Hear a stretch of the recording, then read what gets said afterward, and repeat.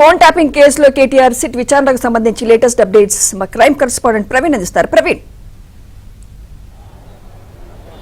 Phone ట్యాంపింగ్ కేసులో ఇప్పటికే 4 గంటలుగా కేటీఆర్ను ప్రశ్నిస్తున్నారు సిట్ అధికారులు. కేటీఆర్తో పాటు టాస్క్ ఫోర్స్ మాజీ డీసీపీగా పనిచేసినటువంటి రాధాకిషన్ రావు కూడా ఈరోజు విచారణకు హాజరు కావాలంటూ కూడా నోటీస్ ఇవ్వడంతో ఇద్దరిని కలిపి విచారణ జరుపుతున్నటువంటి పరిస్థితి అయితే స్పష్టంగా కనిపిస్తుంది. మరోవైపు ఈ కేసులో అంటే ఇప్పటి వరకు ఆర్థిక పరమైనటువంటి లావాదేవీల అంశానికి సంబంధించి కేవలం ప్రభాకర్ రావును మాత్రమే ఆయన వ్యక్తిగతమైనటువంటి ఆర్థిక పరమైనటువంటి లావాదేవీలపైన ప్రశ్నించారు. దాని తర్వాత ఇప్పుడు కేటీఆర్ను ప్రశ్నిస్తున్నటువంటి పరిస్థితి కనపడుతుంది. ఎందుకంటే బీఆర్ఎస్ పార్టీకి వర్కింగ్ ప్రెసిడెంట్గా ఉన్నటువంటి కేటీఆర్ ఆ పార్టీకి వచ్చినటువంటి వనరులు పైన పూర్తి స్థాయిలో కూడా విచారణ కూడా కొనసాగిస్తున్నటువంటి పరిస్థితి అయితే కనపడుతుంది.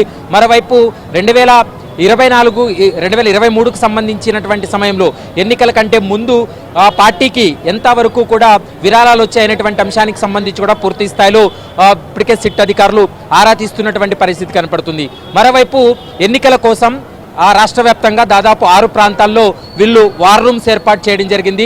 ముఖ్యంగా సిరిసిల్ల నియోజకవర్గంలో ఒక వార్ రూమ్ ఏర్పాటు చేశారు. ఆ వార్ రూమ్ ఎందుకు ఏర్పాటు చేశారనేటువంటి అంశాలపైన సిట్ అధికారులు ప్రశ్నించినటువంటి పరిస్థితి. ఎందుకంటే ఆ వార్ రూమ్ కేంద్రంగానే కొంతమంది రాజకీయ నేతలు కావచ్చు, వ్యాపారవేత్తలకు సంబంధించినటువంటి ఫోన్ ట్యాపింగ్ జరిగిందనేది ప్రధానంగా సిట్టు భావిస్తుంది. అందులో భాగంగానే కొన్ని ఆధారాలు అంటే సాంకేతిక ఆధారాలన్నీ కూడా ముందు పెట్టి విచారణ జరుపుతున్నటువంటి పరిస్థితి కనపడుతుంది. మరోవైపు కొంతమంది హైదరాబాద్కు సంబంధించినటువంటి ఫార్మా వ్యాపారులు కావచ్చు, మరోవైపు రియల్ ఎస్టేట్ వ్యాపారులను బ్లాక్మెయిల్కు పాల్పడ్డారు. ఎందుకంటే ఇటు ఎస్ఐబి అధికారులు, మరోవైపు టాస్క్ ఫోర్స్ డీసీపీగా ఉన్నటువంటి రాధాకిషన్ రావు వీళ్ళ యొక్క బ్లాక్మెయిల్కు పాల్పడి వారి దగ్గర నుండి విరాళాలను బీఆర్ఎస్ పార్టీకి ఇచ్చారు అనేటువంటి అభియోగాల ఆరోపణలు ఉన్నాయి. వాటికి సంబంధించి కూడా సుదీర్ఘంగా విచారణ జరుపుతున్నటువంటి పరిస్థితి కనపడుతుంది. మరోవైపు వ్యాపారవేత్త సంధ్యా శ్రీధర్ రావు అనేటువంటి వ్యక్తి గతంలోనే సిట్ అధికారులకు ఒక కంప్లైంట్ చేయడం జరిగింది.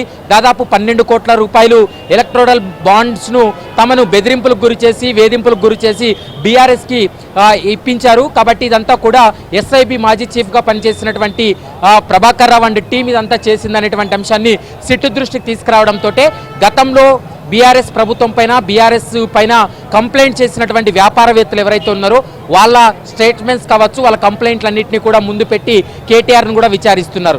దాని తర్వాత ఈ ఫోన్ ట్యాపింగ్ వ్యవహారంలో ప్రతిసారి కూడా కేటీఆర్ పేరు వచ్చిన సమయంలో ఖచ్చితంగా సినీ ప్రముఖులు, తర్వాత హీరోయిన్స్ ఫోన్లు ట్యాప్ చేయించాడనేది ప్రధానంగా కాంగ్రెస్ పార్టీ నుండి వాళ్ళ కాంగ్రెస్ పార్టీకి సంబంధించిన నాయకులు పెద్ద ఎత్తున ఆరోపణలు చేస్తూ వస్తున్నారు. కాబట్టి నిజంగా హీరోయిన్స్ ఫోన్లు ట్యాప్ అయ్యాయా, సినీ ప్రముఖుల యొక్క ఫోన్లు ట్యాప్ అయ్యాయా అనేటువంటి అంశానికి సంబంధించి సిట్ అధికారులు మరి ఈరోజు ప్రశ్నించారా లేదా అనేది మాత్రం కొంత క్లారిటీ లేదు. కానీ కేటీఆర్ విచారణ ముగించుకొని బయటకు వచ్చిన తర్వాత దానిపైన ఒక క్లారిటీ ఇచ్చేటువంటి అవకాశం అయితే కనపడుతుంది.